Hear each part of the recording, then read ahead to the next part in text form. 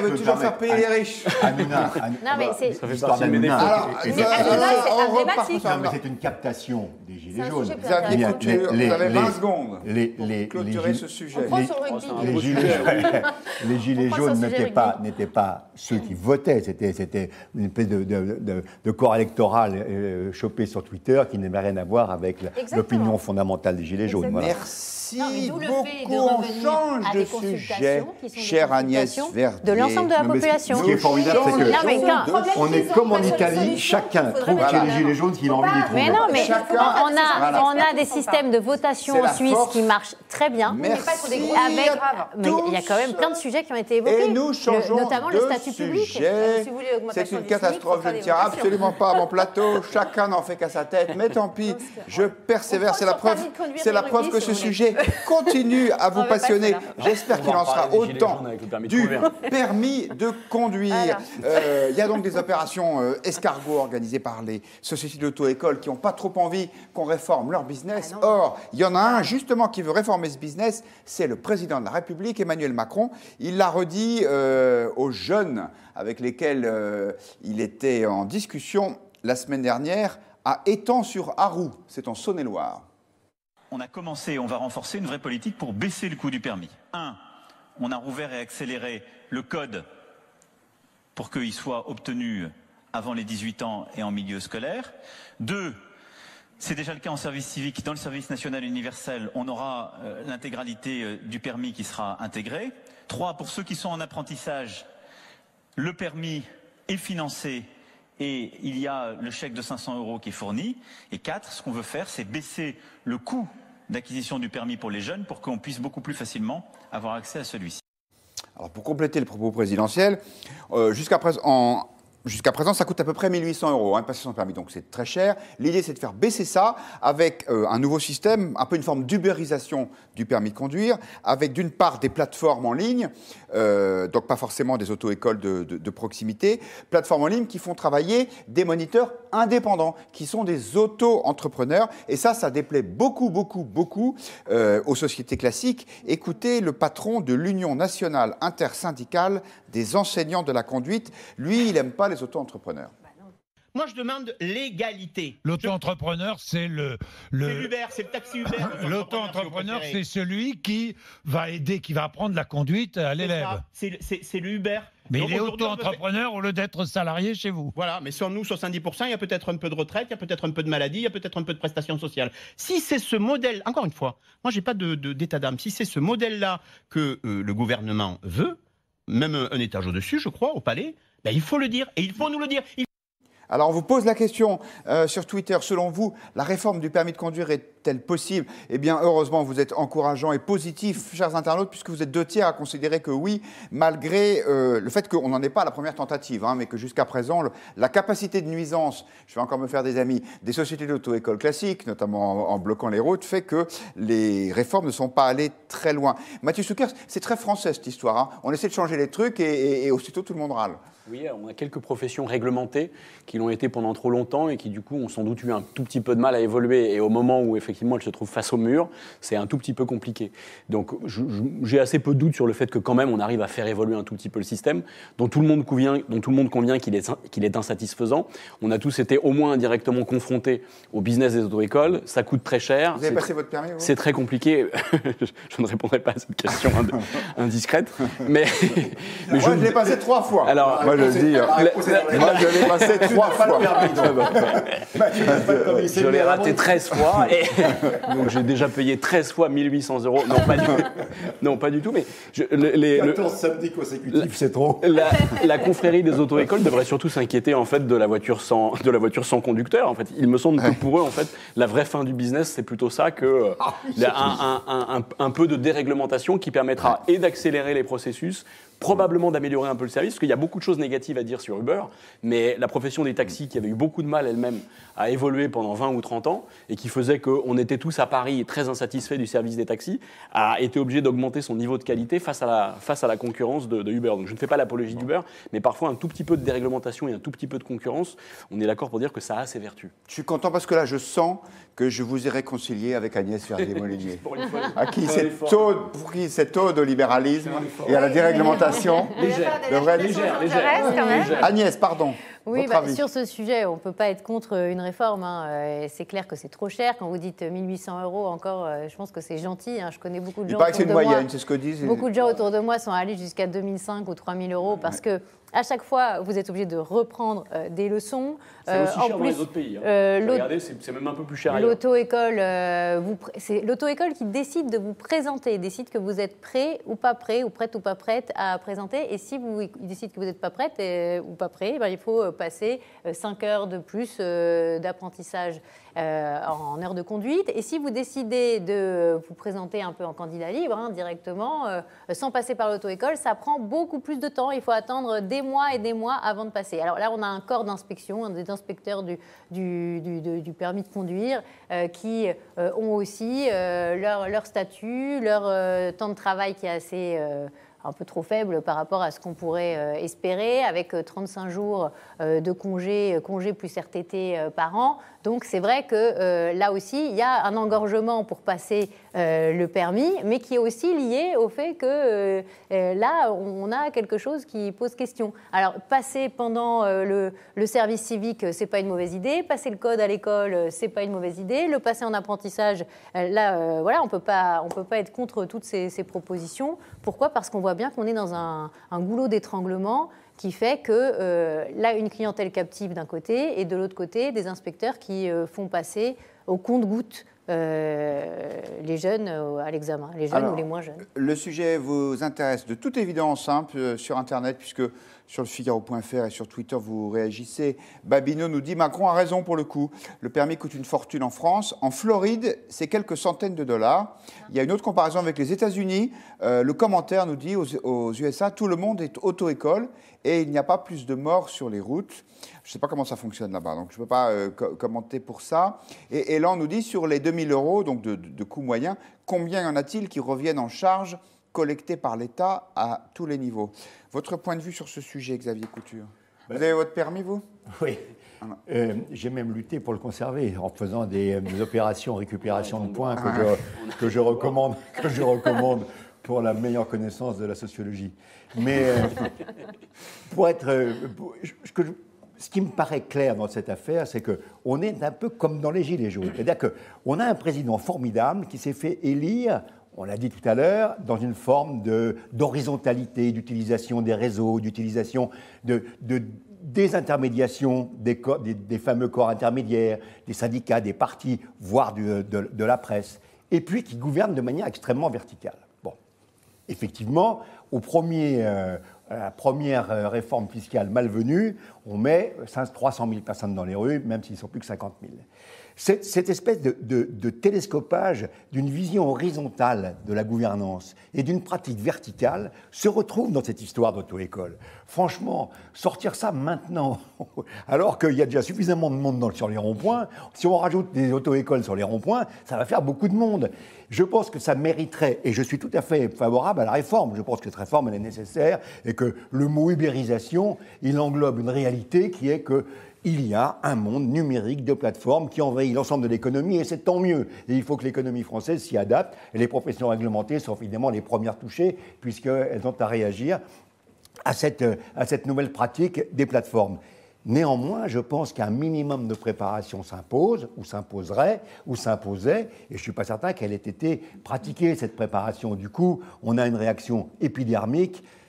Ça paraît stupide, mais c'est compréhensible de la part d'une profession qui se voit mourir du jour au lendemain, même si, encore une fois, les taxis s'en sont sortis. Mais je pense que pour les auto-écoles, ce sera un peu plus difficile. Alors, avant de donner la parole à Caroline Valentin, je précise qu'il n'y a pas d'agenda gouvernemental immédiat sur ce sujet, mais il y a un parlementaire qui a remis un rapport au Premier ministre préconisant cette réforme la semaine dernière. Je vous donne au passage le témoignage d'un internaute qui s'appelle Julien et qui nous dit « 3 années de suite, j'ai travaillé tout l'été pour payer mon permis. 3 années de suite, j'ai raté et depuis, je roule sans permis. » Caroline Valentin. Alors moi, je trouve que finalement, quand on y réfléchit, pour être un peu cynique, le timing, il est pas mal. Parce que vous allez mettre les auto-écoles sur les ronds-points, mais en face, il y aura les gilets jaunes. Non, mais en face, vous aurez les gilets jaunes qui auront tout intérêt à les faire dégager avec des grands coups de pompe dans le derrière. Parce que c'est quoi l'intérêt de cette réforme? Il est précisément pour ces gilets jaunes qui ont besoin de leur voiture et dont la jeunesse a beaucoup de mal à payer son permis. Or, sans son permis, cette jeunesse ne peut pas quitter la maison de ses parents. Donc c'est vraiment cette réforme, elle est d'abord adressée, elle est favorable à ces gilets jaunes. Donc effectivement, ça économise des forces de police, je dirais. Vous voyez. Donc, alors après sur le fond, je suis cynique, moi, je vous ai, exactement. Mais après, évidemment, il va sans dire, je suis d'accord avec vous tous, hein, ce privilège de profession réglementée n'a absolument pas lieu d'être. Ce permis coûte 10 fois trop cher. Il coûte si cher parce que ces gens bénéficient justement d'une profession réglementée qui limite l'accès à la profession, qui interdit l'accès à la profession à tout un chacun, alors pour quelque chose qui est vraiment très simple, qui est conduire. À l'école, on apprend aux enfants à nager. On pourrait tout à fait leur apprendre à conduire. Ça n'aurait rien d'absurde. Donc, c'est en fait évidemment que la profession réagit, mais j'espère qu'un jour, un gouvernement aura sa peau. Et puis on pourrait quand même, déjà principe de base, mieux régir ce qu'est la conduite sans permis, la conduite sous stupéfiants, la conduite quand on est en situation alcoolique est très dépassée, ce qui n'est pas le cas aux États-Unis. On parlait tout à l'heure, parce qu'on parlait tout à l'heure du pourcentage d'accidents décénés qui est très inférieur à celui de la France, parce qu'il y a un plus grand respect de la législation en vigueur, tout simplement. Oui, effectivement, parce qu'il y a beaucoup plus de sanctions. Ça. La sanction est beaucoup plus dure, oui, bien sûr. Et on ne parlera pas des 80 km/h. On en parlera une autre fois parce que ce n'est pas le sujet d'aujourd'hui. Je laisse le dernier mot si vous voulez bien. Il faut qu'ils apprennent à rouler doucement. Et voilà, ils nous apprennent à rouler doucement.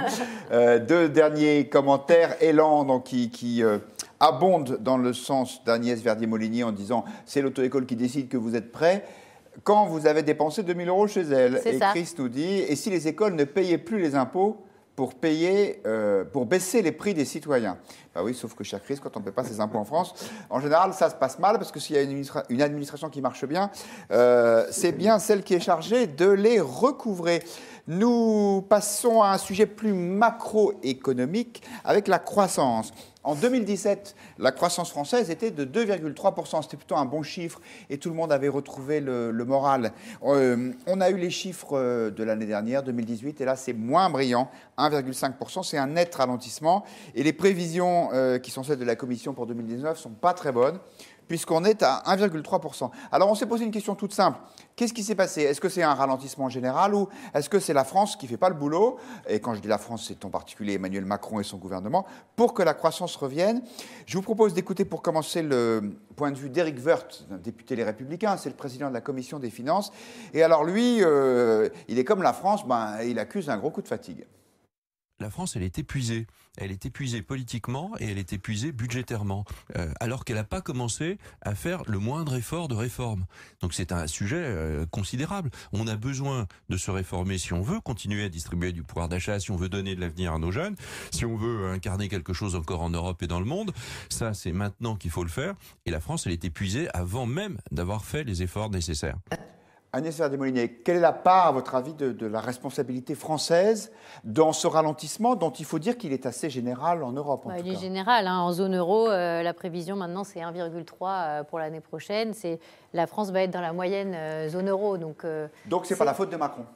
C'est difficile de dire que tout en la matière serait de la faute de Macron. C'est la croissance supplémentaire qu'on pourrait aller chercher un peu avec les dents, comme avait fait François Hollande en 2017. Il faut se souvenir de ce qui s'est passé au précédent quinquennat. On était un peu à la traîne pour aller récupérer la croissance qui arrivait depuis l'extérieur de la France, si on peut dire ça comme ça. Et puis en 2017, on a eu 2,3 points de croissance, vous l'avez rappelé. Mais ça venait en grande partie du CICE et du pacte de responsabilité. Pourquoi? Parce qu'en donnant de l'oxygène avec de la baisse des charges pour les entreprises, on leur avait permis d'embaucher. Et d'ailleurs, en 2017, on a beaucoup embauché au niveau de l'emploi marchand, du secteur marchand des entreprises françaises. Alors maintenant, 2018, ça s'est ralenti. 2019, on voit que c'est encore pire vraisemblablement. Et finalement, l'effort qu'on aurait dû faire pour aller chercher une croissance supplémentaire par rapport à la zone euro, on aurait dû le faire dès juillet 2017. C'est pour ça que le gouvernement a fait une erreur. Et là, on peut lui reprocher de ne pas être allé grappiller ces 0,1, 0,2, 0,3 points de croissance qu'on aurait pu aller chercher. Il a fait une erreur en ne réformant pas tout de suite le modèle français. C'était la transformation du modèle, ce à quoi ils s'étaient engagés. Eh bien, ils ont décidé en juillet 2017 de ne pas faire de loi de finances rectificative. Et là, tout vient de là finalement. Pourquoi ? Parce qu'on sait que si on veut faire des transformations de fonds, ça prend du temps. Ce n'est pas en 6 mois que ça donne des résultats. Ce n'est pas en 6 mois qu'on peut ensuite véritablement aussi baisser par exemple les taxes sur la production des entreprises. C'est comme ça qu'on peut embaucher plus, créer des emplois marchands. C'est en baissant les taxes sur la production des entreprises. Mais on peut le faire que si on baisse la dépense publique de l'autre côté. Ça, à Bercy, ils le savent très bien. Le problème, c'est qu'ils savent aussi susurrer à l'oreille du gouvernement. Surtout, attention, Monsieur le Président, Monsieur le Premier ministre, faites attention. Si vous baissez trop les dépenses, vous allez casser la croissance. Et c'est un cercle vicieux. Chaque fois qu'on a plus de croissance, on dit attention, on va casser la croissance. Et chaque fois qu'on a moins de croissance, on dit attention, la croissance est déjà faible, on ne va quand même pas faire les réformes maintenant. Et ça fait donc plusieurs mandats qu'on attend. Alors, comme d'habitude, on vous demande votre avis sur Twitter, votre point de vue. On vous a posé la question, alors comme toujours, on vous la pose de façon un peu cash, et puis vous répondez subtilement. La question, c'est: le gouvernement est-il l'unique responsable de la croissance en berne en France? Et vous êtes 54% à nous répondre que non, parce que la responsabilité est partagée.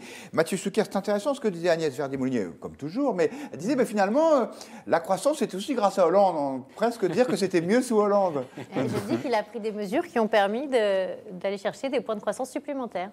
On est tous d'accord, le bilan de François Hollande est brillant. Moi qui fus un modeste collaborateur à l'époque sous ce quinquennat-là, nous commentions tous les 3 mois, en fait, et les chiffres de la croissance et les chiffres de l'emploi ironique. Voilà, et les chiffres de la croissance. Vous travailliez à l'époque avec la ministre du Travail. Exactement. Donc nous commentions tous les 3 mois et même tous les mois, en fait, les chiffres de la croissance et les chiffres du chômage. Et tous les 3 mois, nous livrions un argumentaire pour expliquer en quoi ces chiffres étaient bons, pas bons, moins bons, super bons, etc. Et en général, on pouvait préparer le communiqué de presse avant même de connaître les chiffres, parce qu'on tentait d'expliquer, ou on faisait mine d'expliquer quelque chose qu'on ne savait absolument pas expliquer. Et du coup, ces commentaires sur la rythmique de la croissance au mois ou même au trimestre, en fait, sont pour partie un peu absurdes. Et en réalité, ce qu'on observe, c'est qu'il n'y a aucune coïncidence entre les cycles de croissance et les calendriers politiques. Ça, c'est incontestable. Ou alors, c'est rarissime, c'est ponctuel, mais encore une fois, c'est rarement une élection qui permet d'enclencher un cycle, soit de croissance, soit de décroissance. Il y a toujours un effet psychologique. On a cru que les milieux économiques vivaient l'élection d'Emmanuel Macron comme la bonne nouvelle du siècle et que tout ça allait enclencher une dynamique positive. Bon, on observe que ce n'est pas exactement ça et que par ailleurs, la mémoire des acteurs économiques est très faible. C'est-à-dire que dans l'instant T, des acteurs peuvent être tout à fait enthousiastes, tout à fait optimistes, et puis quelques mois après, deviennent eux-mêmes aussi pessimistes que tous les autres. Non, si on prend un tout petit peu de recul, en fait, la France, c'est vrai, a toujours un niveau de croissance qui est légèrement inférieur à la moyenne de la zone euro. Alors, on peut dire, comme certains, que c'est à cause de tout ce qui nous leste, tout ce qui leste notre économie et en particulier notre niveau de charge. D'autres disent qu'il s'agit d'amortisseurs qui permettent effectivement, alors, quand on est en période de croissance, on fait la plupart du temps un peu moins bien que les autres, mais quand on est en période de récession, on fait toujours un peu moins pire que les autres.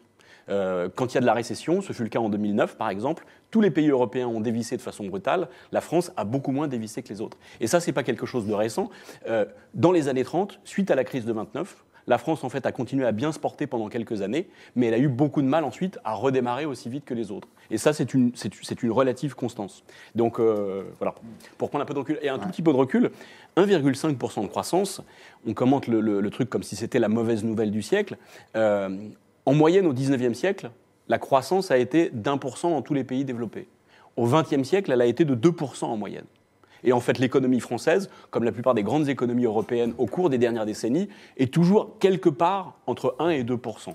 On fait semblant d'oublier que la croissance exceptionnelle des 30 Glorieuses en Occident, ou que la croissance de certains pays ailleurs aujourd'hui, la Chine et les autres, sont des taux de croissance normales. Non, en fait, jamais. La croissance moyenne, elle est plutôt entre 1 et 2%, et avec 1,5% de croissance aujourd'hui, la France, dont le PIB est de 2300 milliards ou quelque chose comme ça, je crois, avec 1,5% de croissance, elle prend 30 milliards à la louche de richesses supplémentaires.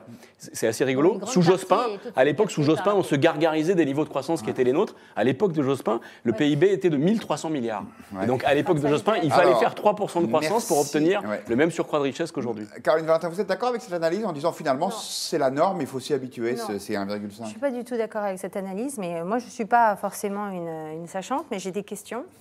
La question, c'est pourquoi est-ce qu'on est le seul pays de la zone euro à avoir autant de chômage, ou un des grands pays de la zone euro à avoir autant de chômage, et ça depuis très longtemps. Donc on a beau avoir 1% de croissance, on a quand même énormément de chômage, et dans ce pays, il n'y a plus de travail. L'Espagne et l'Italie ont beaucoup plus de chômeurs que nous. Hein. Si je peux répondre juste par quelques chiffres. Les Allemands et les Anglais en ont moins. C'est vrai que parmi les pays, alors si on regarde vers le nord de l'Europe, il y a vraiment des taux de chômage qui sont très inférieurs aux nôtres, puisqu'on est à 3,7 en Allemagne. Quand on va aller vers le nord, on va être autour de 4-5% de chômage. Exactement. Nous, on est toujours autour de 9, exactement. Et on a vraiment du mal à sortir de ces 9%. Donc, c'est un problème de dynamique, si on prend en fait. Toutes les catégories de chômeurs confondues, vous connaissez les chiffres par cœur, vous les avez commentés tous les mois. Maintenant, c'est fini. on a 6,5 millions de demandeurs d'emploi dans toutes catégories confondues. On a un problème de dynamique, en fait. Pourquoi ? Parce qu'on n'a pas été capable de recréer le choc entrepreneurial dont on a besoin. C'est-à-dire on n'a pas de choc entrepreneurial, mais surtout partout dans les pays d'Europe. Je prends un exemple tout bête. La Suède, ils taxent à 0 les successions maintenant. Oui, mais c'est clair. Ça a été décidé par la gauche. Mais pourquoi ? Parce qu'ils ont dit c'est mieux de garder chez nous les talents, les entrepreneurs, les créateurs de richesses, de permettre justement au patrimoine de se transmettre, plutôt que de se faire racheter par des fonds de pension étrangers, par des investisseurs chinois, etc. Donc Caroline, ils sont pragmatiques. Ce qu'il y a, c'est que son raisonnement. Après, on a peut-être de la croissance, mais on a beaucoup de chômage. Il y a une question qu'on ne pose pas, mais parce que c'est un débat interne, mais au bout d'un moment, depuis l'euro, ça ne se passe pas très bien pour nous. Depuis l'euro, l'Allemagne engrange des excédents pendant que nous, on dégrange des déficits. Plus l'Allemagne a d'excédents, plus nous, on a de déficits.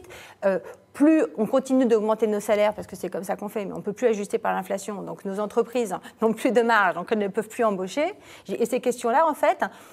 Pourquoi je dis que c'est la faute des gouvernements ? Parce qu'on ne pose pas ces questions et parce que de manière assez systématique, on voit qu'à chaque fois qu'il y a un sommet franco-allemand sur l'Allemagne, depuis toujours et depuis Maastricht, depuis Mitterrand, c'est comme ça, l'Allemagne sert les intérêts de l'Allemagne, recherche les intérêts de l'Allemagne et la France recherche les intérêts de l'Allemagne aussi en fait. Alors c'est intéressant parce qu'il y a le même débat. On ne peut pas avoir l'air de rejeter juste sur la monnaie la situation actuelle. Les Allemands, ils étaient aussi dans une situation assez délicate. Il y a quelqu'un qui s'appelle Schröder avec un monsieur qui s'appelle Hartz. Ils ont décidé de se remonter les manches, de faire le boulot que personne n'avait envie de faire. Des salariés qui gagnent très peu d'argent et ils pourraient augmenter leur salaire aujourd'hui. Il y a une grosse pression de l'exportation sur la ces sociodémocrates ont permis notamment de faire baisser la dépense sociale, d'avoir à la fois des droits et des devoirs. Aujourd'hui, il y a beaucoup d'entreprises en France qui cherchent. Vous savez, c'est bien de faire des économies, mais au bout d'un moment, il y a la fin de l'économie. On a un État obèse et impotent aujourd'hui qui coûte beaucoup trop d'argent et qui grève effectivement le pouvoir d'achat et la compétitivité. Mais une fois qu'on aura fait ça, je suis désolée, je finis. Une fois qu'on aura fait ça, au bout d'un moment, il y a quand même une dynamique qui ne repart pas et auquel il faut s'intéresser. Et cette dynamique, elle a aussi ses réponses dans l'Union européenne et dans l'euro. Il est anormal qu'on ne puisse pas poser cette question et que même le président Macron l'ait exclu du grand débat alors que tout part de là. Elle ne repart pas. Pourquoi ? Parce qu'on a disqualifié nos propres investisseurs, qu'on a dégoûté d'investir en France. Les questions. Alors là, je vous interromps pour donner la parole à nos internautes, parce que le débat aussi fait râle chez eux. Et là, on nous dit évidemment que le gouvernement est responsable de ce ralentissement de la croissance, car son dogmatisme libre-échangiste se satisfait de production hors de France. Brunito répond, mais non, le libre-échange n'est pas le problème. La France n'exporte pas assez. Et Nicole met tout le monde d'accord en disant, en plus de ne plus produire, évidemment, on importe trop. En quelques mots, votre point de vue là-dessus, Xavier Couture. Je voudrais rebondir sur ce qu'a dit Mathieu, et ça m'intéressait d'entendre son raisonnement sur, dans le fond, il n'y a pas de corrélation avec les cycles politiques. Et c'est bien la démonstration que nous n'avons rien bougé depuis 40 ans ou 50 ans et que les politiques publiques sont les mêmes et que les 57% de dépenses publiques qui sont un drame dans ce pays, il ne s'agit pas de revenir à moins de 50. 57%, c'est intenable et on le sait. Parce qu'il y a un chiffre qui n'a pas été cité, c'est la dette. Nous sommes à plus de 100% du PIB, nous avons plus de 2000 milliards de dettes. Très bien, parfait. Les taux d'intérêt aujourd'hui sont absolument flat. On sait très bien que dans l'année, il y a un risque majeur de voir les taux d'intérêt remonter. Pendant que l'Allemagne a grosso modo 60% du PIB, c'est le volume de sa dette, nous en avons plus de 100. C'est un point majeur et un point critique. On oublie la dette, on se gave d'amortisseurs dont parlait Mathieu. Ces amortisseurs, ils sont payés à coup d'emprunt. Et on va emprunter cette année plus de 200 milliards sur le marché du financement international. Que les taux d'intérêt remontent d'un point et demi ou 2 points, ce qui est envisageable d'ici la fin de l'année. Et c'est un drame pour la France. Donc oui, il faut faire des réformes. Oui, on ne peut pas rester à 57%. Oui, on ne peut pas rester à plus de 44% de prélèvements obligatoires. Oui, il faut faire en France les réformes. Ce n'est pas une question de massacrer le pays et son système social. Il s'agit de le rendre viable. Aujourd'hui, à horizon de 10 ans, le système d'amortisseur social dont tout le monde se gargarise n'est plus viable. Oui, mais il y a aussi une vision en fait très hypocrite dans tout ça, parce que se dire qu'on va juste dire qu'on est à 3% ou moins de 3% ou à moins de 60% de dette, ça ne suffirait pas. Il faut absolument, au niveau des critères européens, donner un maximum de prélèvements obligatoires et un maximum de dépenses publiques. Ça, on ne l'a jamais fait. On n'a jamais dit c'est 50% maximum de dépenses publiques et baisser les impôts. Et c'est 42% maximum de taux de prélèvements obligatoires. Je vous interromps parce que ça se remonte. S'il y avait un très vrai vite, travail pour qu'il nous reste quelques minutes pour parler de rugby, c'était tellement bien. Mais oui, je suis bien d'accord. Mais non, un mot. Il y a une autre singularité française qui est en fait moins le chômage que notre capacité à nous autoflageller. Nous ne sommes sans doute pas meilleurs que les autres, mais nous ne sommes pas non plus moins que les autres. Nous avons juste fait des choix un tout petit peu différents. Merci. Le chômage, Guillaume, le chômage en Europe, le chômage en France est exactement dans la moyenne de la zone européenne, euro. Non, il est un peu au-dessus. On est toujours. On est un peu au-dessus, je vous promets, on va vérifier toujours à peu tout ça. près dans cette moyenne. On vérifie Certains pays, terminé, Mathieu, quasi aussi puissants que nous économiquement, ont un chômage très supérieur. D'autres ont un chômage inférieur. Mais je répète à chaque fois qu'il y a dans l'économie française quelques singularités qui expliquent ce fait. Merci, Mathieu Souquier. Non. Cette fois-ci, je vais enfin faire preuve d'autorité sur ce plateau. C'est une catastrophe. Productivité Depuis des le travailleurs début de l'émission, français. personne ne m'écoute.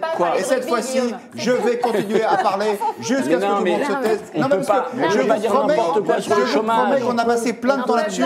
C'est un sujet sur de savoir comment est-ce qu'il faut réformer l'économie française pour qu'elle crée plus d'emplois. Pensez aux rugbyman qui vont finir chômeurs. Je vous promets qu'on reviendra sur ce sujet. Je vous promets qu'il est énorme. Je vous promets que vous avez dit des choses passionnantes. Et donc, on va y rester dessus. Et il nous reste 3 minutes pour parler du rugby. Mais si, moi je voudrais qu'on parle du rugby. Parce que hier, on a joué contre l'Angleterre. On s'est pris 36 points, 44-8. Vous savez que c'était pas arrivé depuis 1911. En 1911, l'Angleterre avait battu la France 37-0. C'est la faute du rugby. Figurez-vous. Alors, la question, elle est simple. Pourquoi est-ce qu'on est si mauvais? On donne la réponse de Jacques Brunel, qui est le patron de l'équipe, le sélectionneur. Pour lui, on est mauvais parce qu'ils sont meilleurs que nous. Aujourd'hui, les Anglais étaient plus forts que nous. On savait qu'ils étaient forts, ils nous l'ont montré, qu'ils étaient plus forts que nous aujourd'hui. On n'a pas su répondre à une situation qui s'est reproduite toute une mi-temps. Xavier Couture, parmi vos nombreux états de service, vous avez été le patron des sports de TF1, si mes fiches sont à jour. Donc vous êtes un spécialiste. Vous été le patron à un moment où il y avait la Coupe du Monde de rugby en Angleterre. Alors, qu'est-ce qui s'est passé? Pourquoi est-ce qu'à l'époque on était. À l'époque on était bon et plus aujourd'hui, pourquoi? Je crois qu'on a 3 gros problèmes. On a un problème de formation, on a un problème de médiatisation, et on a un problème de professionnalisation.